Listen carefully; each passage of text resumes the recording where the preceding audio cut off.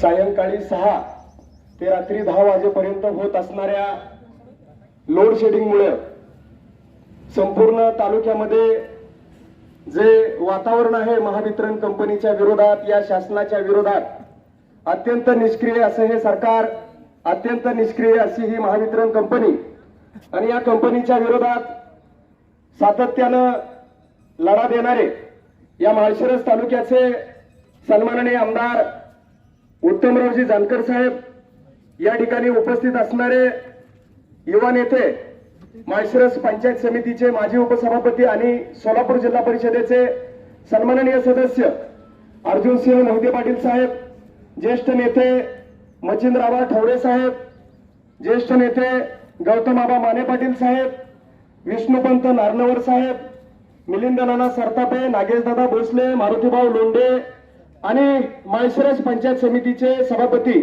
सन्माननीय दत्ताभैया मगर आणि आजी माजी सर्व जिल्हा परिषदेचे सदस्य, पंचायत समितीचे सदस्य, ऍडव्होकेट पिसाळ वकील साहेब, मामासाहेबजी पांढरे, विकासदादा धाईंजे, या ठिकाणी मारुतीभाऊ पाटील, अनेक या ठिकाणी मान्यवर पदाधिकारी आहेत.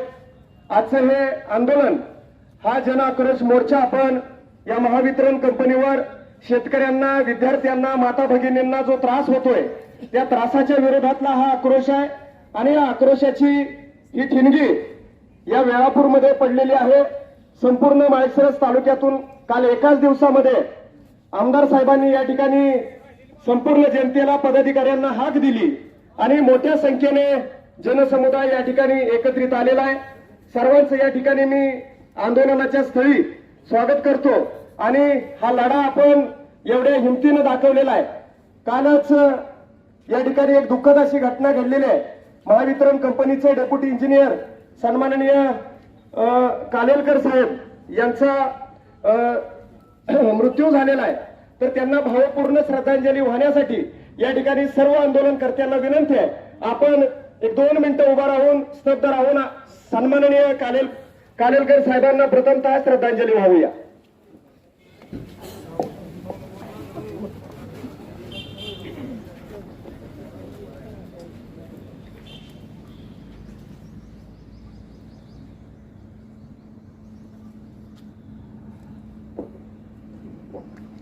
धन्यवाद. त्यांच्या मृत आत्म्यास ईश्वर शांती देवो याच आंदोलनकर्त्यांच्या वतीनं. आणि हीच खरी महाराष्ट्राची संस्कृती आहे. ज्या महावितरण कंपनीवरती आज आपण आंदोलन करतोय त्याच महावितरणचा एखादा अधिकारी आपल्यातून जातो आणि त्याची श्रद्धांजली आमदार साहेब व्हायला लगेच लावतात. हीच खरी ही महाराष्ट्राची संस्कृती आहे आणि म्हणून आपण त्यांना भावपूर्ण आदरांजली सामुदायिकरित्या वाहिलेली आहे.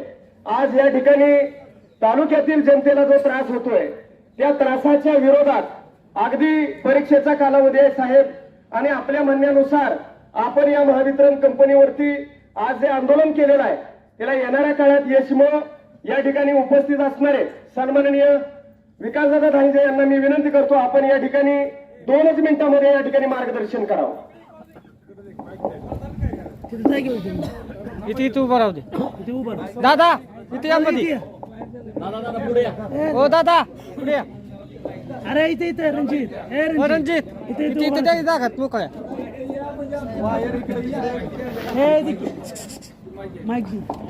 दादा इथे या, पुढे पुढे, कॅमेरा पुढे, बाहेर या बाहेर. आज वेळापूर वीज वितरण कंपनीवरती या ठिकाणी आमदार उत्तमरावजी जानकर साहेब यांच्या नेतृत्वाखाली या ठिकाणी मोर्चाचं आयोजन केलेलं आहे. या ठिकाणी उपस्थित सर्वच मान्यवर, खऱ्या अर्थानं आज आपण बघतोय 10वी-12वीचे पेपर असताना सुद्धा या सरकारच्या माध्यमातून या विद्यार्थ्यांचं किती नुकसान होतंय हे सुद्धा यांनी आजपर्यंत पाहिलेलं नाही. खऱ्या अर्थानं आमदार साहेबांनी त्यावेळेस आवाज उठवला होता की 10वी-12वी विधान परिषदेमध्ये सुद्धा यांनी आवाज उठवला होता की 10वी-12वीच्या परीक्षा असताना जर तुम्ही लाईट घालवत असाल आणि लाईटची वेळ सुद्धा 6 ते 12, 6 ते 10 म्हणजे नेमक्या स्वयंपाक करण्याची वेळ, अभ्यासाच्या वेळ, अशा काळामध्ये जर तुम्ही 4-4 तास जर लाईट घालवत असाल आणि मुलांचं आणि कुटुंबाचं एवढं मोठं नुकसान जर करत असाल तर आज ह्या सरकारला मग काय केलं पाहिजे? अतिशय जबरदस्त असं तिथं म्हणणं आमदार साहेबांनी विधान परिषदेमध्ये मांडलं, तरीही या सरकारला जाग जर येत नसेल तर आज आम्हाला मग त्या कंपनीवरतीच मोर्चा काढावा लागल आणि मग तुम्हाला मोर्चाच्या माध्यमातून मग ठोकशाही दाखवावी लागते. लोकशाहीमध्ये जर ठोकशाही दाखवायची असेल तर ही वेळ तुम्ही काय येऊ देताय आमच्यावरती? आज तुम्ही एवढा त्या वीज ह्याचा जो भाव वाढवलेला आहे तुम्ही इतक्या मोठ्या प्रमाणामध्ये, आणि त्याच्यामध्ये परत अजून स्मार्ट मीटर बसवा. स्मार्ट मीटर म्हणजे त्या टीव्हीला पण रिचार्ज कसा मारतो त्याप्रमाणे तुम्ही आता स्मार्ट मीटर बसवून घ्यायचा आणि त्याचं कमीत कमी बिल 1000 रुपयाच्या पुढे येणार. तुम्ही किती जरी वापरलं, कमी जरी वापर केला तरी 1000 रुपये बिल, आणि तिथून थोडं मग अजून भरपूर बिल येणार. आम्ही तर माळशिरसला अक्षरशः आमच्या एरियामध्ये साहेबाला फिरकुसला दिलं नाही, तांगडच तोडीन म्हणलं जर आज त्या जर आला एरियात तर. एक ही मीटर माळशिरस शहरामध्ये त्यातल्या सिद्धार्थनगर मध्ये तर अजिबात शिरू दिलं नाही त्यात, आणि हीच परिस्थिती आपल्याला सगळीकडे करावी लागणार आहे. आणि एक तर मुळात पहिली गोष्ट तुमची लाईट नीट येत नाही, त्याचा वापर वेळेवर होत नाही, आणि तुम्ही आमच्याकडे परत स्मार्ट मीटर बसवणार आणि हजारो रुपयाचं परत आम्हाला टेन्शन तुम्ही देणार. तर तुम्ही जर आम्हाला टेन्शन देत असणार तर आम्ही तुम्हाला टेन्शन दिल्याशिवाय राहणार नाही. एवढं या ठिकाणी प्रत्येकाने ठरवायचं आहे, आपापला एरिया पॅक करायचा, आपापलं गाव एरिया पॅक करायचा. आला साहेब त्याला समजून सांगायचा, जर नाही ऐकलं की मग शेवटी ठोकशाही आहे. त्याच्यामुळं सगळ्यांनी इथून पुढच्या भविष्य काळामध्ये या वीज वितरणच्या संदर्भामध्ये ठोकशाहीचंच धोरण आपल्याला अवलंबावं लागणार आहे, तरच हे सरकार जागं होईल. एवढंच या ठिकाणी सांगतो आणि थांबतोय. जय हिंद, जय महाराष्ट्र. धन्यवाद दादा. यानंतरची विनंती आहे युवा नेते आणि सोलापूर जिल्हा परिषदेचे सदस्य सन्माननीय अर्जुनदादा मोहिते पाटील साहेब यांना विनंती करतो, आपण या आंदोलनाच्या निमित्तानं आंदोलकांना मार्गदर्शन करावं. सर्वप्रथम महावितरण कंपनीचे डेप्युटी इंजिनियर यांचं आज सकाळी दुःखद निधन झालं. त्याबद्दल आपल्या सर्वांच्या वतीनं माळशिरस तालुक्याच्या वतीनं मी त्यांना भावपूर्वक श्रद्धांजली अर्पण करतो. आज आपण सर्वजण आपल्या तालुक्याचे आमदार आदरणीय उत्तमरावजी जानकर साहेब यांच्या नेतृत्वाखाली आपण महावितरण कंपनीवरती मोर्चा या ठिकाणी काढलेला, आणि त्या ठिकाणी उपस्थित असलेले सर्वच शेतकरी बांधव. खरं तर आज आपल्या तालुक्यामध्ये किंवा राज्यामध्ये परिस्थिती जर आपण बघितली तर निश्चितच शेतकऱ्यांच्या विरोधाच्या किंवा शेतकऱ्यांच्या विरुद्ध हिताच्या गोष्टी आज होताना आपण सर्वजण या ठिकाणी पाहतोय. आज लोड शेडिंगच्या माध्यमातून शेतकऱ्यांना त्रास या ठिकाणी सोसावा लागत आहे. आपण जर बघितलं आज नुसतं शेतीचाच विषय हा घेऊन चालणार नाही. आज आपण बघितलं हा उन्हाळा, दुष्काळाची परिस्थिती निर्माण होत चाललेली आहे, पाणी टंचाई शेतकऱ्यांना भासत चाललेली आहे, आणि जनावरांनाही प्यायचं पाणी या ठिकाणी उपलब्ध होत नाही. मला शासनाला आपल्या सर्वांच्या माध्यमातून विनंती करायची आहे की आपण याचा गांभीर्याने विचार हा करणं गरजेचं आहे.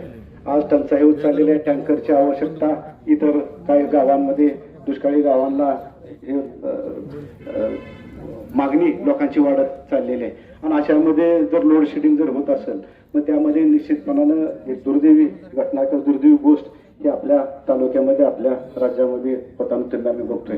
आपल्या सर्वांचे नेते आदरणीय आमदार साहेबांनी त्यांच्या सभागृहामध्ये सुद्धा त्यांनी हा विषय त्या ठिकाणी लोड शेडिंगचा मांडला, पण शासनाने त्यामध्ये गांभीर्य त्या ठिकाणी घेतलं आणि म्हणून घेतलं नाही, आणि म्हणून आज आपल्या सर्वांना या भूमिकेवरती आपल्या सर्वांना शेतकऱ्यांना घ्यावं लागली.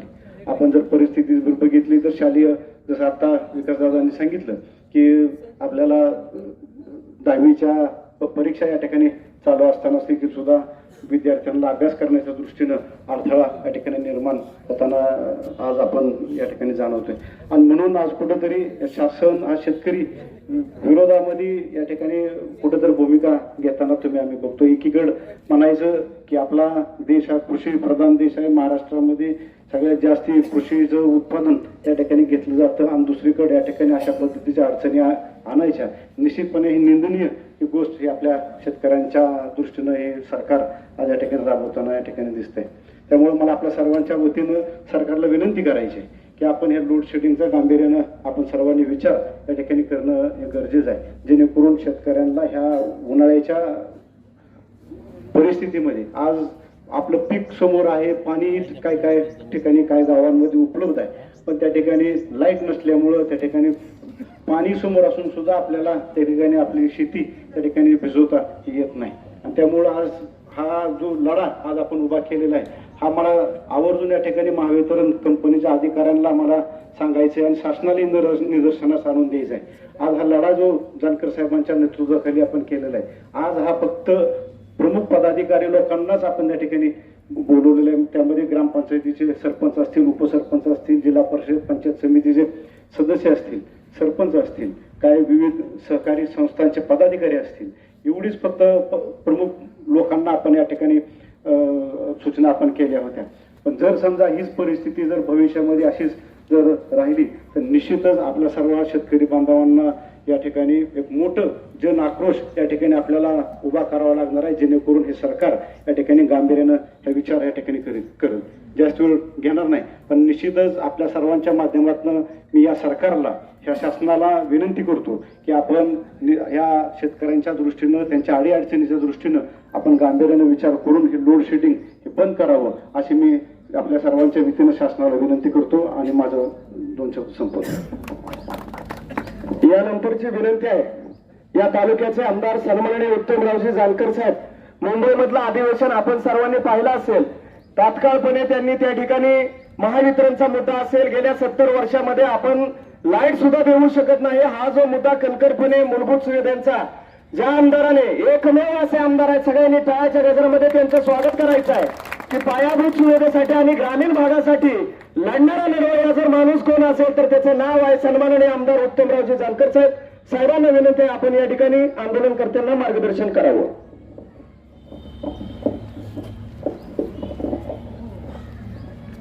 आज या ठिकाणी आंदोलन करत असताना किंवा या रानावनामध्ये गावखेड्यामध्ये राहणाऱ्या सर्वसामान्य कष्टकरी शेतकऱ्यांच्या व्यथा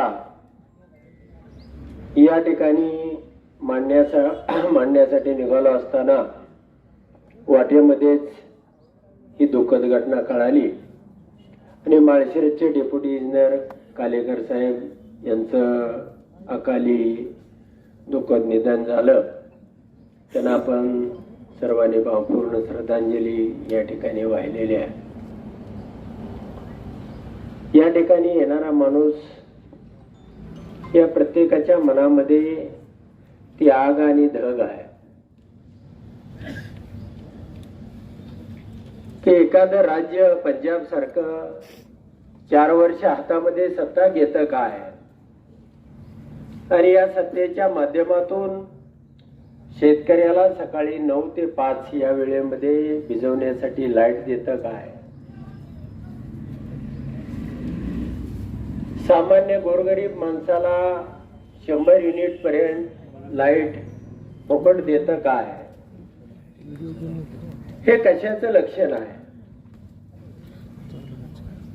आणि हे आपल्या राज्यामध्ये का घडत नाही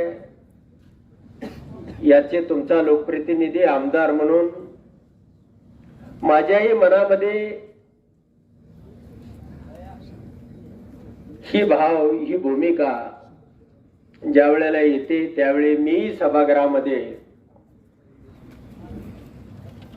या राज्यामध्ये कुणाच्या तरी मनामध्ये येणार आहे का नाही, कुणाला तरी हे वाटणार आहे का नाही, आज ही स्वातंत्र्याच्या 75 वर्षानंतर जर वीज, पाणी, रस्ते हेच मिळत नसेल तर मग तुम्ही राज्य चालवताय कशासाठी? हे राज्य चालवण्यासाठी कुणाला तरी द्या, कोणतरी शिक्षित असेल, कुणाच्या मध्ये तरी कुवत असेल. निवडणुका जिंकण्याचं तंत्र म्हणजे काय, राज्य चालवण्याचं तंत्र नाही. काय या पंजाबमध्ये आरोग्याच्या सुविधा संपूर्ण शरीराला 10 लाख रुपयापर्यंत, आपल्यामध्येच का असं आहे की अमुकच रोग असला तर त्याचं फुकट होईल, तमुकच नसेल तर त्याला जीवच द्यावा लागेल, किडनीच विकावी लागेल. हे का त्या राज्याने शक्य केलं? एक तर ते शिक्षित असले पाहिजेत, बुद्धिमान असले पाहिजेत, त्यांच्या मनामध्ये ती तळमळणारे भाव असला पाहिजे. आणि हे कोणतंच नसताना मग हे राज्य कुठल्या दिशेने जाणार आहे? जर सामान्य माणसाला संध्याकाळचीच लाईट लागते, संध्याकाळी 6 ते 10 या वेळेमध्ये जर लाईट नसेल तर मग या राज्यामधलं सरकार नावाची गोष्ट जिवंत आहे का नाही? मग तुम्ही काय निर्मिती केली, काय नियोजन केलं, काय आम्हाला दिलेलं आहे? सरकारचा कुठलाही दवाखाना, कोण ऑपरेशन करायला त्या ठिकाणी जातोय? अरे ज्या गोरगरिबाला कुणाला चांगल्या शाळेमध्ये शिकवण्यासाठी पैसे नाहीत, मोलमजुरी करून खातायत म्हणूनच ते मराठी शाळेमध्ये आहे. काय त्या मराठी शाळेंची अवस्था आहे? सरकार नावाची गोष्ट जिवंत असल्यानंतर आपल्याला जर या सरकारी शाळेमध्ये मुलगा घालू वाटत नसेल, एखाद्या अकलूजच्या सरकारी दवाखान्यामध्ये किंवा माळशिरसच्या सरकारी दवाखान्यामध्ये किंवा सोलापूरच्या सिव्हिलमध्ये किंवा ससूनमध्ये जर एखाद्याला मी कितीही खात्री दिली की तुला काय होणार नाही, तू दुरुस्त होशील, तुला फुकट ऑपरेशन करून देतो, तर आमदार साहेब तिथनं माणूस जिवंतच माघारी येत नाही. ही सरकारी दवाखान्याची अवस्था आहे. गरीबातला गरीब सुद्धा माणूस.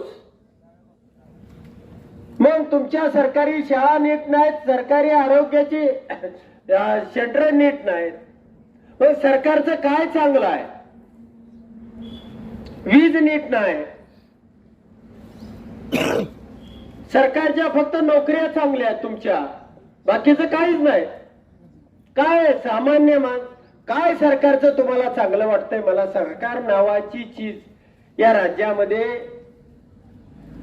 कुणाच्याही मनामध्ये हे राज्य चालावं, प्रगतीकडे जावं, ह्या शेतकऱ्याला सुखाचे दिवस यावेत. अरे डासानं फोडून फोडून माणूस, ते शिंदे काकू पुरदावड्याच्या आल्या होत्या, त्यांच्या हातावरती मी अक्षरशः पाहिलं, सुई एवढी सुद्धा जागा नव्हती, इतक्या डासाने फोडून काढलं होतं.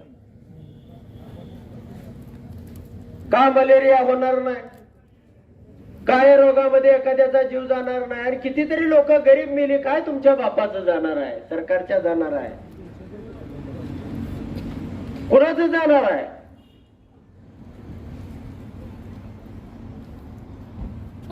आणि जर तुम्हाला ह्या लाईटचं नियोजन करता येत नसेल, तुम्ही एकदम लगेच ती 30 एम्पियरच्या पुढे गेलं की बंदच झालं पाहिजे. अरे सुरुवातीला 50 एम्पियर द्या, त्यानंतर तुमची प्रगती करा. कुठे शेगड्या काय हिटर वगैरे असतील ते काढा. तुम्ही काहीच काम करणार नाही, फक्त पगारच खाणार. आणि मग आम्हाला बाकीचे 20 तास लाईट कोणाला लागते, कशाला लागते? घरामध्ये माणसं उकडून मरायला लागली, मच्छर चावतायत, झोपता येत नाही, जेवता येत नाही, अभ्यास करता येत नाही, स्वयंपाक करता येत नाही. अरे काय दिसत नाही, धारा काढता येत नाही. 10-20 गुरं घेतलेले आहेत, नवरा बायकोचे भांडण, त्या ठिकाणी कोण धारा काढणार? काय परिस्थिती, घराघरामध्ये तुम्ही भांडे लावले, नवरा बायको मध्ये लावले. ही परिस्थिती तयार झाली गाव रानावनामध्ये, वाड्या वस्त्यावरती. आज एकमेव त्या दुधाच्या धंद्यावरती, कष्टावरती ही माणसं जगतायत. तुम्ही 8 तास लाईट देतो म्हणला, अरे आहे का 4 तास? 100 वेळा लाईट त्याच्यामध्ये घालवताय. किती वेळा ट्रिप होते? अरे बंद पडले तर कधी बघायला जाता का? तार तुटली तरी बघता का? झाडातनं गेलंय का बघता का? फाटा तोडावा पाहता का? काय करत नाही. त्याची त्या दिवशी गेलेली लाईट गेली. परवा संध्याकाळपासून पिली विभाग बंद आहे. काल दुपारपर्यंत कुणाचा मोबाईल रिचार्ज काही करता येत नाही. अरे मांडणार कुठं, कुणाकडे मांडायचं? कधी हे सरकारचा डोळा हे MSCBचं सबस्टेशन पिटवून देऊन त्याचा जाळ 1000 फूट वर गेल्याशिवाय ह्या सरकारला दिसणार आहे का नाही?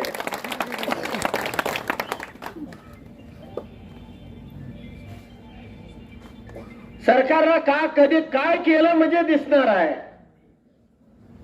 अरे किती जणांचा जीव गेलं? कुणी आता आमदारनं जीव दिला म्हणजे तुम्हाला कळणार आहे का? तुमच्यामध्ये काही संवेदना आहे का नाही? अरे मग सरकार ते कशाला आम्हाला पेटवायला लागायचं आहे का? ते चुलीत घाला ना, आम्ही लाकडं घालतोय, तुमची वीज नाही. कशाला पाहिजे आम्हाला सरकार नावाची गोष्ट? त्याला काहीच देता येत नाही.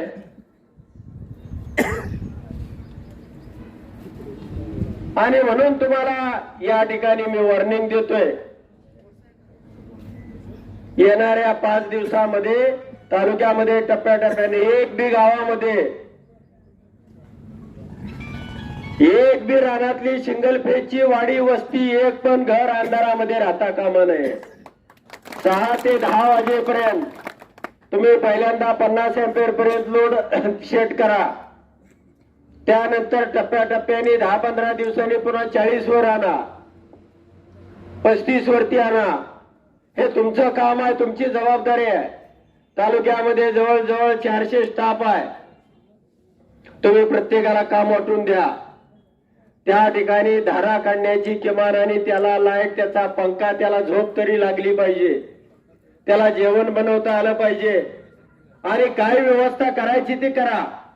कोण सिंगल फेज मोटर चालू करतात त्या जप्त करून आणा, पण ही सिंगल फेजची लाईट ही असलीच पाहिजे.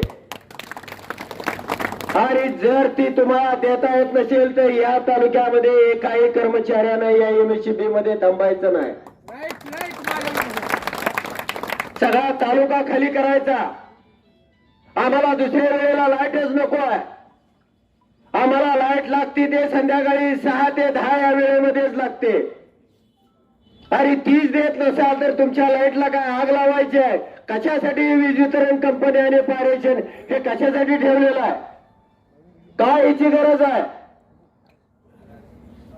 अरे तुम्ही काय करणार आहात, त्याचं नियोजन काय आहे हे या ठिकाणी आपण सांगावं. तुम्हाला आम्ही निवेदन देऊ आणि या निवेदनानुसार या ठिकाणी कारवाई झाली पाहिजे.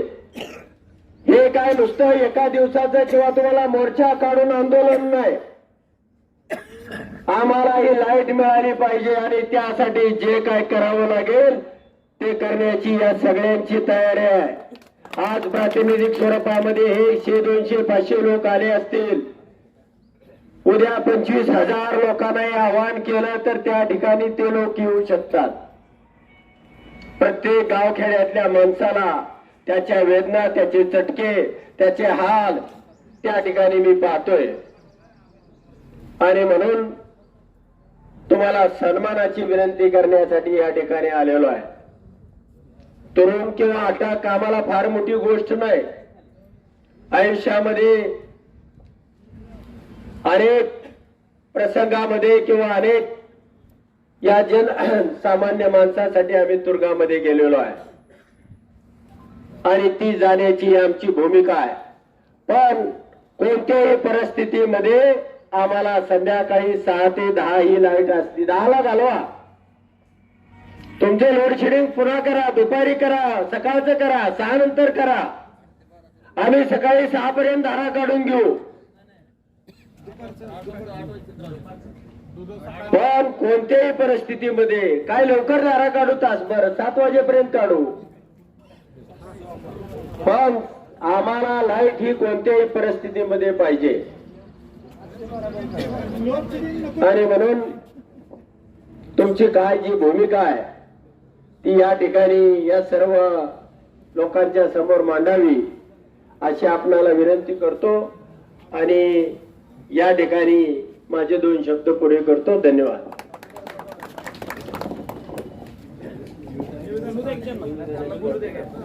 पुढे साहेब.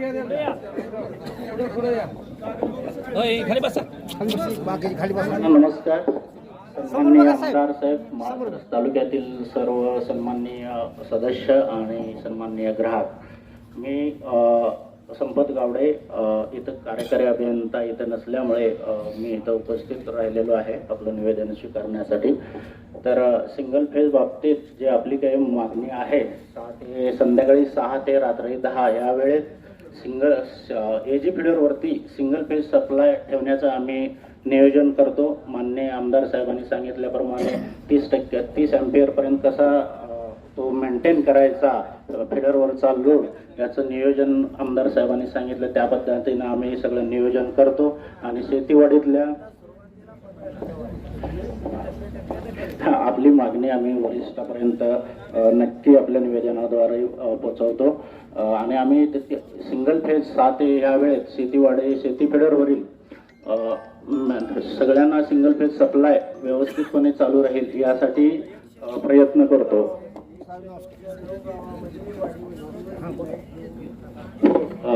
आमदार साहेबांनी सुचवल्याप्रमाणे सर्व एजी फिडरवरती सिंगल फेज सप्लाय हा चालू ठेवण्यासाठी नियंत्रित ठेवण्यासाठी आम्ही नियोजन करतो आणि सर्वांना सिंगल फेज सप्लाय उपलब्ध राहील याची मी आपल्याला या निवेदनाद्वारे ग्वाही देतो. थँक्यू.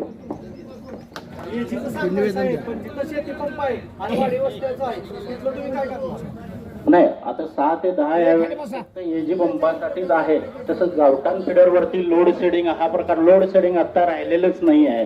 फक्त हे शेती पंपावरच्या फिडरसाठी 6 ते 10 या वेळेस सिंगल फेज सप्लायचं नियोजन आहे.